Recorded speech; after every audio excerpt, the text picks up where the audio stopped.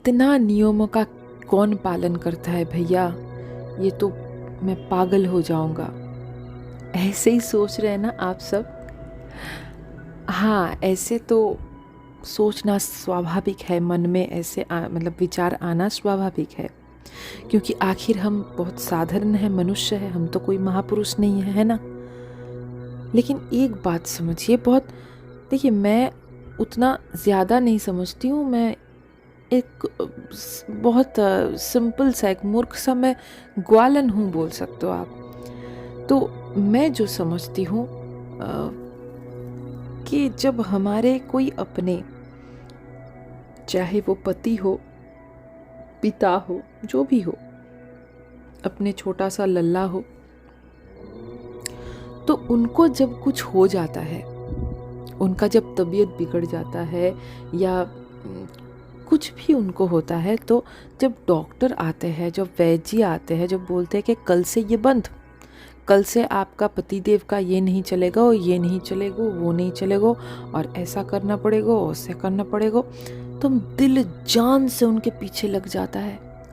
हम तब तो डॉक्टर साहब को हम नहीं पूछते कि अच्छा डॉक्टर साहब, ये जो आपने दवाई दिया ना, अच्छा ये अगर सुबह की जगह हम शाम को खिला दे, नहीं होगा? नहीं। तब सुबह के टाइम याद रहे इसलिए दीवार पे लिख कर रखते हैं, हम फोन में अलार्म लगा के रखते हैं, घर में सभी को बोल के रखते हैं कि 10 बजे दवा लेना है। तो क्यों? क्योंकि वो हमारे अपने हैं, उनको हम प्यार करते हैं, प्रेम करते हैं, और थोड़ा बहुत स्वार्थ भी रहता है उसके पीछे, ये पति चला जाएगा तो हमको कौन देखेगा। लेकिन संतान के ऊपर तो उतना स्वार्थ शायद नहीं रहता है, रहना भी नहीं चाहिए। लेकिन जो कोई भी हो, मतलब प्रेम ही है वो, घुमा फिरा के वो प्यार है, प्रेम है, या ऐसा ही कुछ है, ऐसा टाइप का कुछ है मुझे लगता है। तो इसीलिए हम याद रखते हैं, ज़बरदस्ती उसको याद रखते हैं। तो गुरु के समय क्यों याद नहीं रखेगा? क्यों नहीं रहेगा हमारा याद? क्यों हम गुरु के समय, जब गुरु सेवा के समय जब आते हैं, तब क्यों हमारे थकान महसूस होते हैं? क्यों हमको ऐसा लगता है कि अरे ये अगर सुबह की जगह शाम दे दे तो क्या होगा? क्यों हमको ये लगता है कि जो नियम है, जो मान लीजिए कि एक नियम है सेवा की कि इसको ऐसे ही करना है, तो उसको हम अपने सुविधा के अनुसार उसको बदल देते हैं, उसको मेंटेन नहीं करते हैं। क्यों? जब अपने बच्चे के लिए हम वो रिस्क नहीं ले सकते, जब हमारे पतिदेव के लिए, पिताजी के लिए, माँ के लिए, बीवी के लिए हम वो रिस्क नहीं ले सकते, तो गुरु के लिए क्यों ले सकते हैं? जो हमारे लिविंग मास्टर, हमारे सदगुरु, वो रहे तो ब्रह्मांड रहे, वो रहे तो अगर कोई नहीं रहेगा तो भी वो हमको संभाल लेगा। वो चाहे तो हमारे जीवन में करोड़ों पति, करोड़ों बीवी और करोड़ों बच्चे उत्पन्न सृष्टि कर सकते हैं एक ही पलक झपकने से।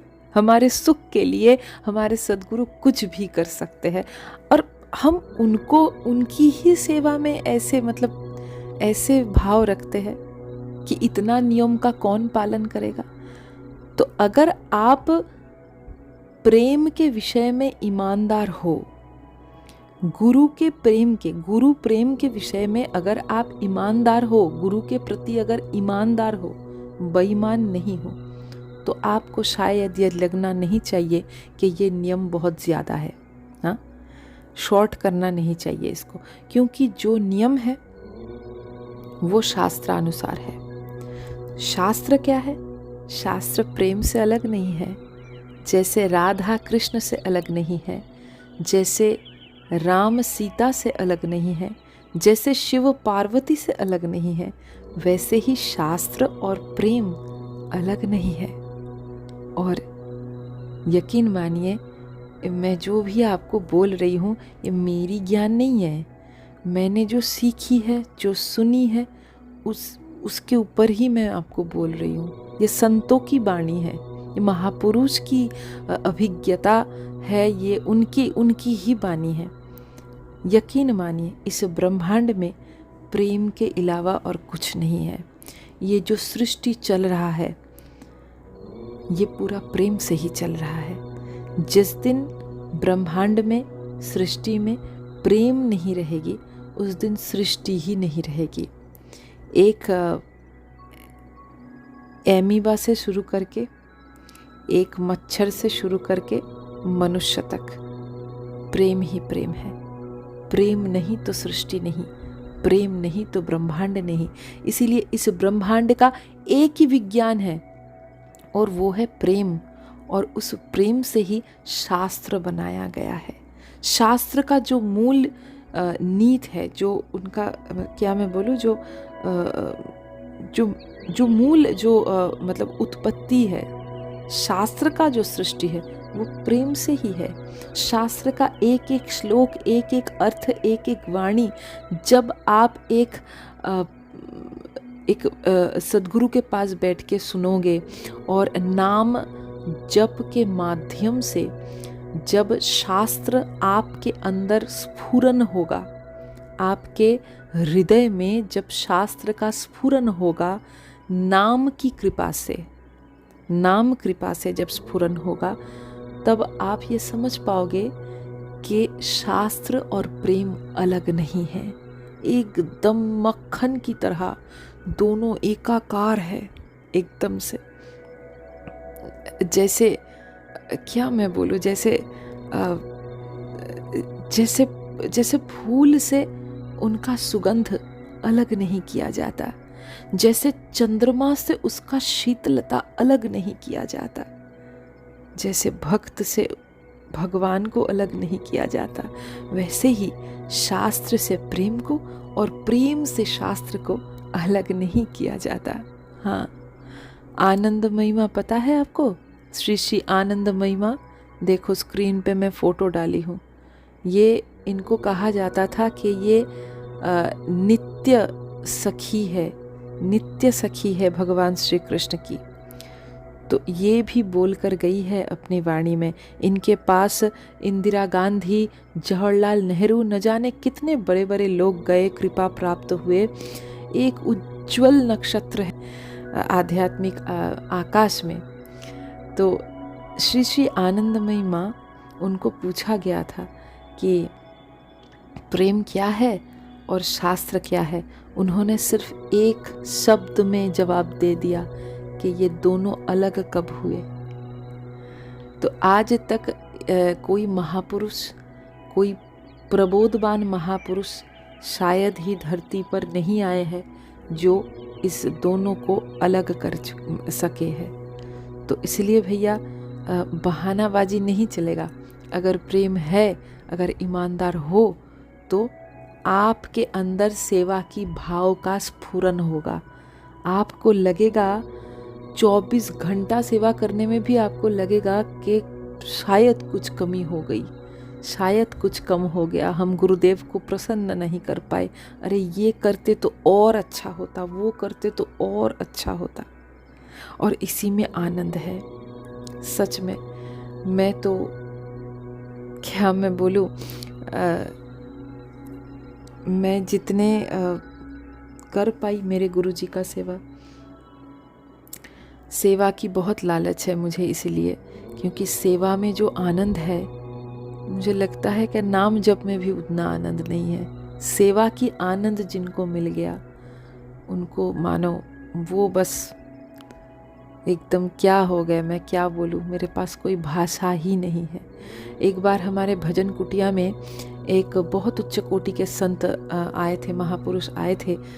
उनको हम स्वामी जी बुलाते थे, स्वामी जी ही बुलाते थे। उनका नाम मुझे अभी याद नहीं, स्क्रीन पे देखो फोटो जा रहे हैं स्वामी जी।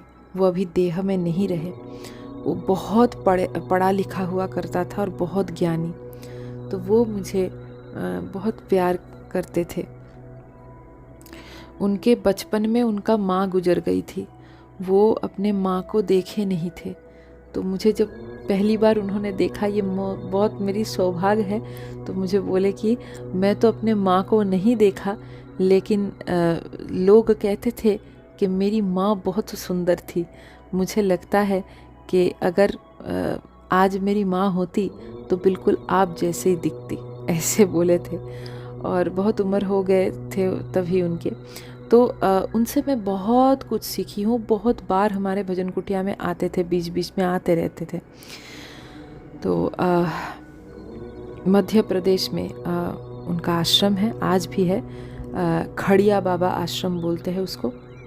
वहाँ खड़िया बाबा उनके गुरुजी, वहाँ ही वो रहते थे, वहाँ की वो महंत थे। तो वो एक बार हमको बोले थे कि बेटी, अगर आपको सेवा की आनंद मिल गया ना, तो मान लो आपको ठाकुर जी मिल गया, क्योंकि वो सेवा से और संगीत से, ये दोनों चीज़ें बहुत प्रसन्न होते हैं। और जिनके पास इन दोनों चीज़ों का भाव है, प्रेम भाव है, वो बस ठाकुर जी उनको नहीं छोड़ते हैं, ठाकुर जी उनके पीछे पीछे आते हैं। ऐसे मतलब बहुत आनंद लेके बोलते थे, समझाते थे। तो यही मैं आप लोगों को समझाना चाहती हूँ कि जैसे हम अपनों को प्रेम करते हैं, वैसे ही ठाकुर जी को, गुरु जी को अगर आप सही में अपना लेते हैं और आप सही में उनके प्रति ईमानदार है, तो आपके अंदर ये भाव नहीं होना चाहिए। सफल तीरथ तुलसी तरु छाही, लहत मुक्ति जन संशय नाही। हरि के प्राण हूँ से तुम प्यारी, हरि ही हेतु कीन्हो तप भारी।